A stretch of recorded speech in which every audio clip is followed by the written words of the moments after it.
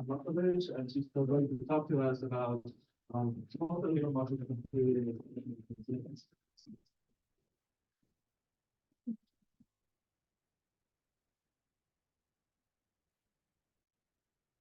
I have a problem.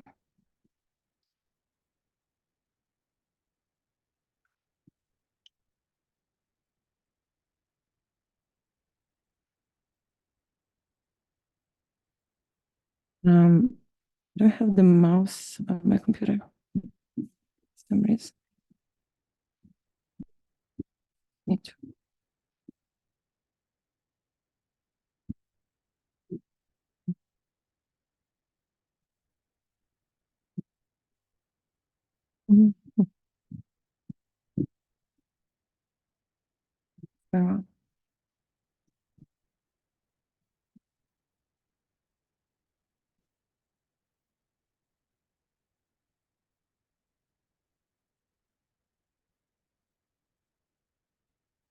Zoom again.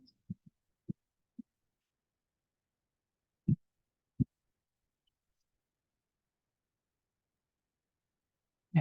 Oh. Okay. Sorry about that. So thank you for the introduction and for the organization. I'm Danijela Marković. I work in the lab that has just changed the name. Now we're called Albert Thales Laboratory. Even though he's still alive, it's a bit weird, but it is what it is. And I will tell you about the group, the work that we have been doing in our group on quantum neuromorphic computing with superconducting circuits.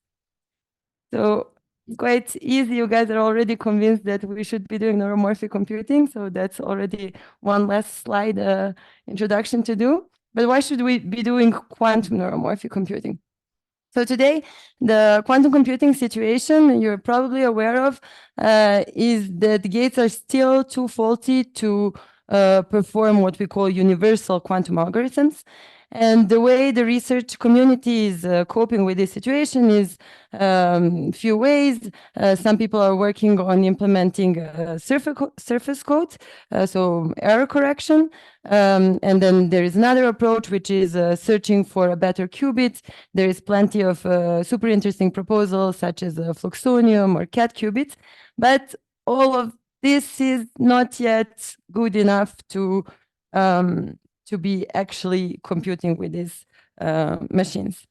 And then, as you all know, as Dmitry yesterday pointed out, we are all proud owners of this amazing organ, which is brain, and which somehow manages to compute with very noisy signals, very weak signals, very close to the level of noise.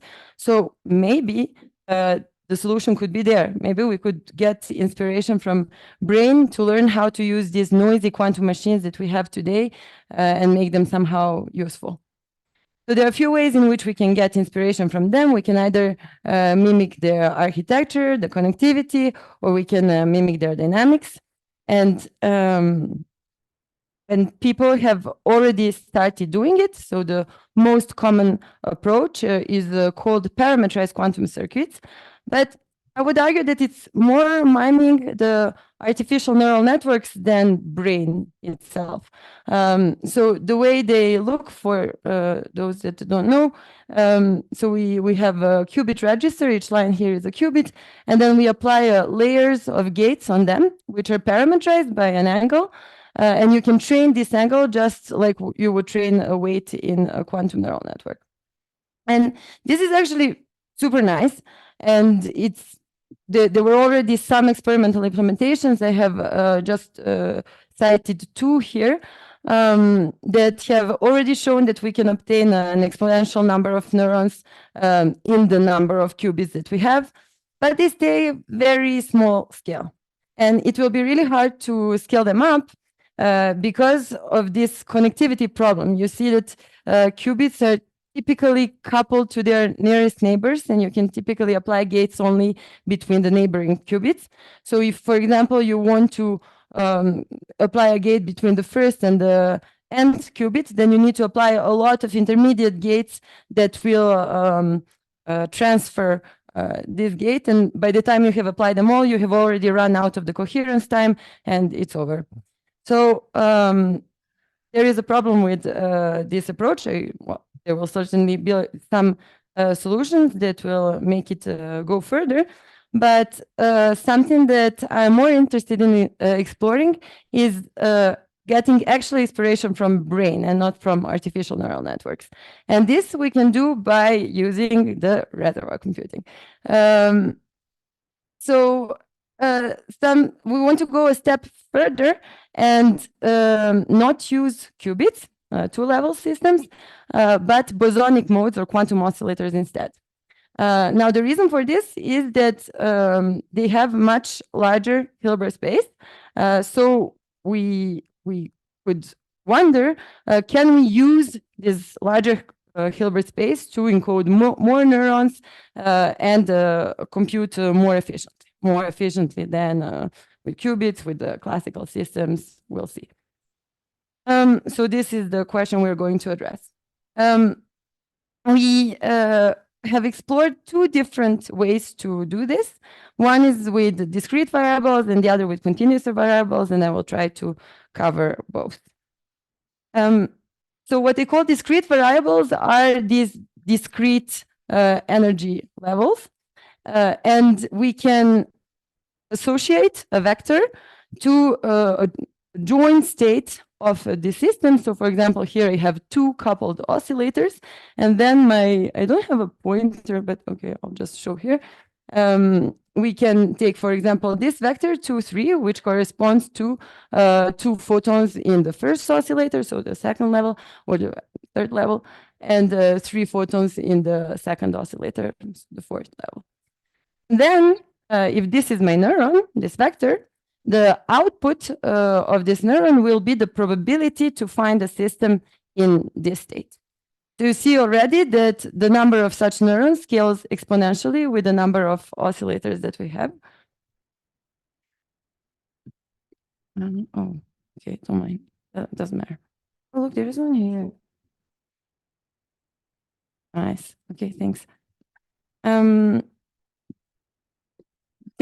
so the system we consider here is 2 quantum oscillators that are coupled. And we can couple them in plenty of different ways, but the couplings that we have considered up until now are quadratic couplings. So you see these 2 coupling terms here. Both of them are quadratic, meaning that we have 2 operators with hats, right? So as long as we have quadratic Hamiltonians, it's really nice and easy because we can simulate them. Because their states would be Gaussian. So they're only described by the displacement and the covariance matrix.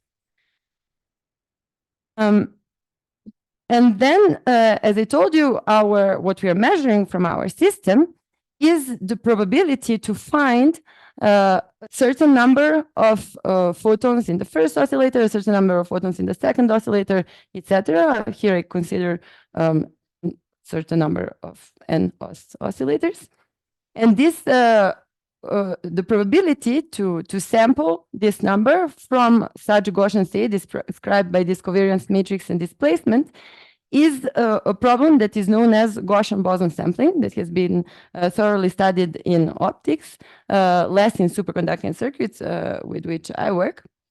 And the nice thing is that we have this analytical expression for it. So calculating it involves calculating this object that is a loop Hafnian, and that corresponds to the number of perfect pair matchings that we can make in this graph. And this loop Hafnian is the hardest thing to calculate in this. So this will set the complexity of the simulations that we will be doing. And it happens so that it scales exponentially with the number of states that we have. This is actually something that we're really happy with, because it means that we can simulate systems that have small number of states. So we can develop an intuition on how our system will work. But it also means that it makes sense to build this system, because if we can't actually simulate it efficiently classically, then it could be a good quantum system to use for computing.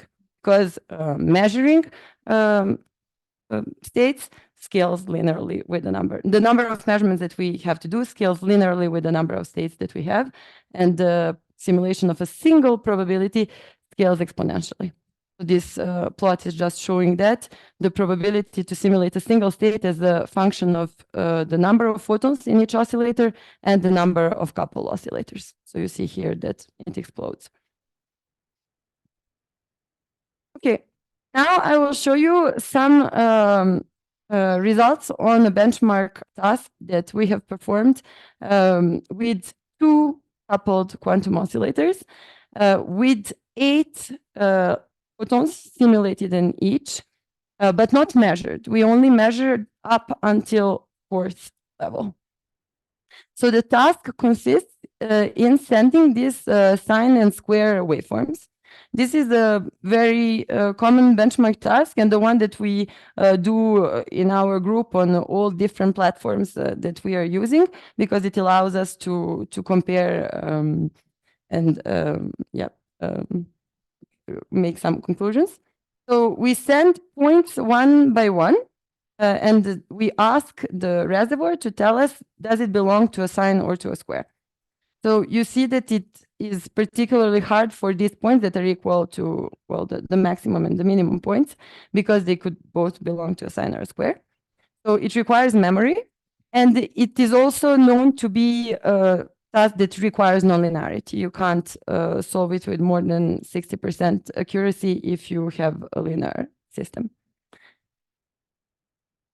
And this is what the output looks like. So the blue curve is what we measure from the reservoir, and then we put a threshold at 0.5 to make the final prediction, and we have 100% accuracy.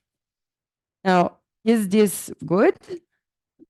Well, to answer our question, can we make use of this large Hilbert space and coherencies to compute more efficiently than with the classical systems or other quantum systems? We plot here the accuracy as a function of number of neurons that we are measuring for different systems. So our system is in blue here, and purple is classical software reservoir, where we only put rectified linear units for nonlinearity. So this is normal. We know that it requires between 25 and 30 neurons to solve this task with ReLUs. Then in green, we have experimental results from Julie Groslier's group with spintronic oscillators. So you see that already having the dynamics brings a lot. We have a huge improvement compared to classical ReLU. And then we can decompose this quantum contribution into 2 parts by bringing our quantum system to the classical limit. And we do this by putting very strong decoherence and killing all the coherencies basically very fast. And then we have this red performance. So we could suppose that there is all this part that really comes from the coherencies in the system. So we're quite happy with this, but these are simulations. It's a perfect world. How would it work when we make an actual experimental system and when we need to measure it? How many measurements do we need to do in order to have sufficiently good values of probabilities to reach the same performances?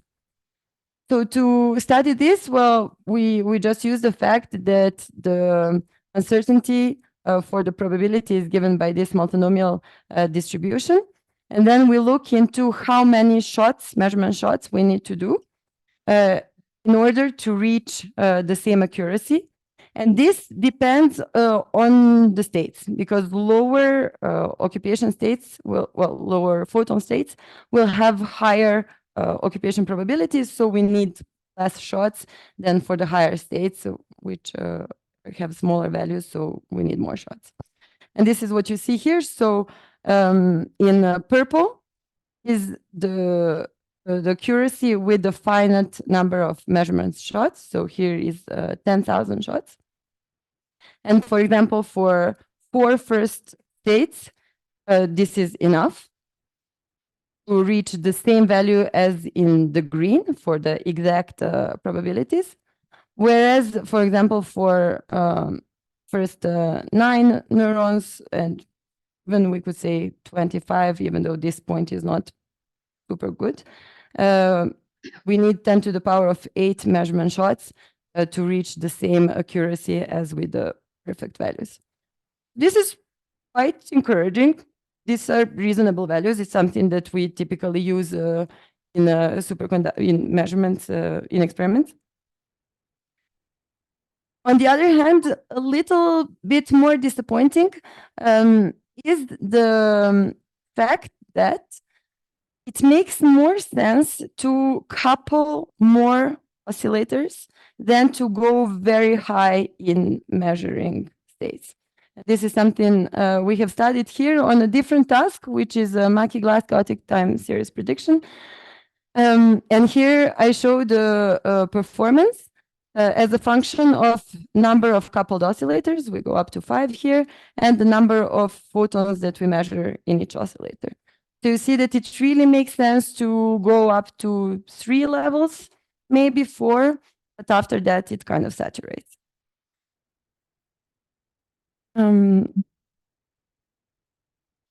Okay, so to conclude on this first part, it seems that comparing to qubits, oscillators allow to populate more efficiently a large number of neurons and make them interact in a shorter time. The problem is measurement. We still need to measure a large number of neurons. So what this means is that we need to go beyond reservoir. We need to learn some drive parameters, some weights in the system, in such a way to reorganize information and condense it on a smaller number of vectors that we need to measure. And this is something that we're working on. So coupling larger number of oscillators and training different parametric processes that couple them in order to have smaller number of measurements to do. Now, in the remaining time, I would like to tell you about some experiments that we have done in what we call, what is rather a semi-classical regime, because we don't measure occupation probabilities. We measure field quadratures of our oscillators, just because experimentally it's easier. So we started with this. So our chip looks like this. It's a coplanar waveguide architecture. We have 2 resonators. One is here in orange and the other one is in blue. They are in niobium. And we use as oscillators the first, the fundamental electromagnetic modes in these resonators. They are coupled in the middle here by a Josephson ring that is shown here. It consists of 4 Josephson junctions and it is flux tunable. So we can, we have different parameters that we can optimize in order to reach the good coupling. It also allows us to implement different parametric processes, and we can train different amplitudes to in our neural network. And then the nonlinearity that we use here is a Kerr nonlinearity. So we work with larger high amplitudes that will shift the frequency of the oscillator. So we have performed this same task with this system, the sine and square waveform classification. And here, what you see is the labeling that is assigned by our reservoir to each of these points. So even more than classifying points into two groups, the ones that belong to sine and square. It can literally distinguish every point. So here the color tells if it, the shape says if it belongs to a sine or to a square. It's a bit hard to see. And the color says which exactly point it is in the chain and which was the point before. So this is really nice. Given that we have used only a single oscillator in this experiment, so we have two output neurons as we use the two field quadratures, and we have multiplexed it 16 times in order to have 32 neurons, and we reach 100% accuracy. So this means that we do have nonlinearity and memory in our system, and we can use it as a neural network. However, in order to access any advantage coming from the fact that this system is quantum, we would need to couple more oscillators, entangle them, and control these couplings. So yeah, this is it. So we are a part of a bigger neuromorphic physics team in Albert Fert laboratory. I forgot to change the name.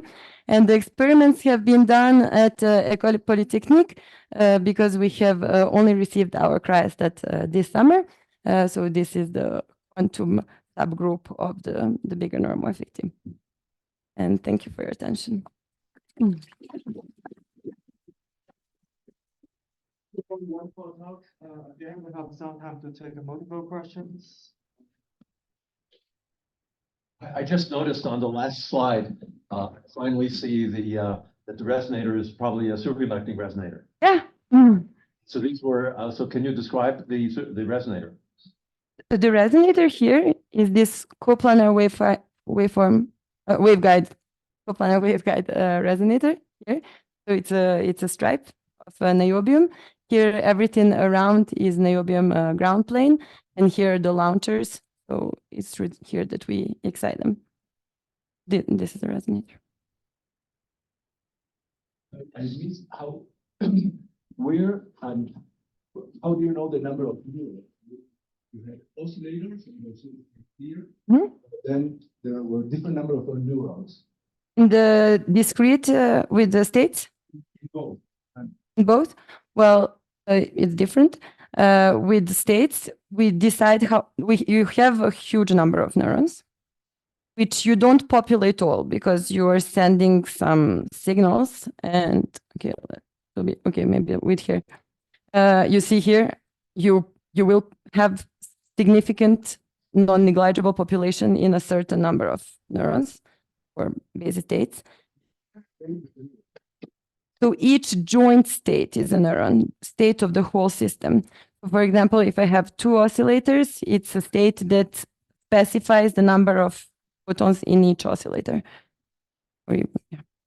And then I decide how many of them I'm going to measure. And in the case with field quadratures, I have 2 quadratures per oscillator. Great talk. So I understand that probably experimentally measuring the photon number is a little bit hard, at least in superconducting circuits. So for the continuous variable part, can you explain again, how does some nonlinearity arise? Because I would think you drive linearly, you measure linearly. So we use the current nonlinearity. So we drive strong, right? So that's why we're not really in a quantum regime. We're in a semi-classical regime. And you see them if you plot quadratures in the phase space, you see that they evolve in a nonlinear manner with the drives. I missed the task. Could you describe the task? Sure. Operationally? The sine square one? This one? So you have an input, which is a microwave. You encode on it a wave like that. So we send microwaves with an amplitude that is proportional to this amplitude. And that's the envelope of that. This is the envelope of that microwave. Yes, we could say that. You have 2 oscillators. They are detuned, I guess. There are different frequencies, and we send to both oscillators. We can also send just to one. It works as well. And the task is you send one point there. So you send a resonant drive. Sorry, I was going too fast. I was stressed out by the by yesterday's chairman who was a bit strict on time. So I was going a bit fast. So the drive looks like this. So it's a resonant drive with an amplitude here, A in, which is proportional to the point that we want to encode. So it's an oscillating RF signal, and its amplitude is proportional to the point in the sine or in the square. So each point here, we're going to send for 50 nanoseconds. Okay, that's what I was. Yeah. This point is you turn it on 50 nanoseconds. Right. Your system doesn't quite reach the steady state. Exactly. You don't want it to reach the steady state. Depends on your damping of your channels. Yeah, we have about 20 megahertz coupling rates to the environment. And then you send the next point, and the system still remembers. Exactly. Right. So here with the quadratures, when we would send a little signal, and then we would acquire quadratures for a while, and then we would demodulate by little packages of 20 nanoseconds. And that will give us multiplex neurons.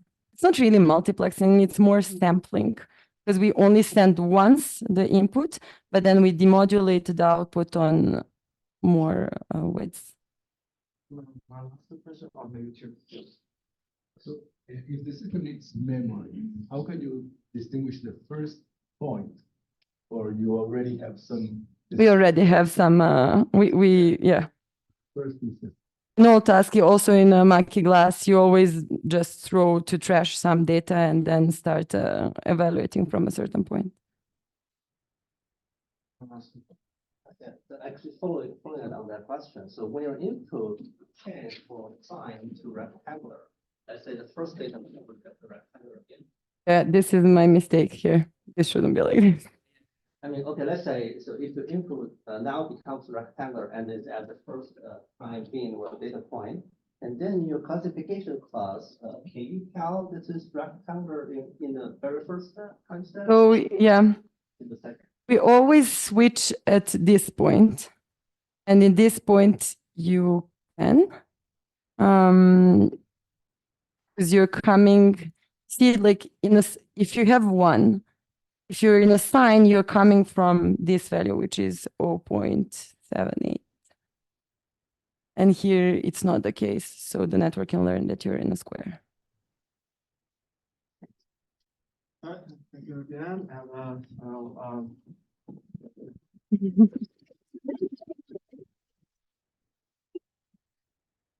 we'll have our third speaker setting up, and I just say, don't feel pressure. I'm here with this schedule, so also you're always welcome to have more discussion with speakers afterwards.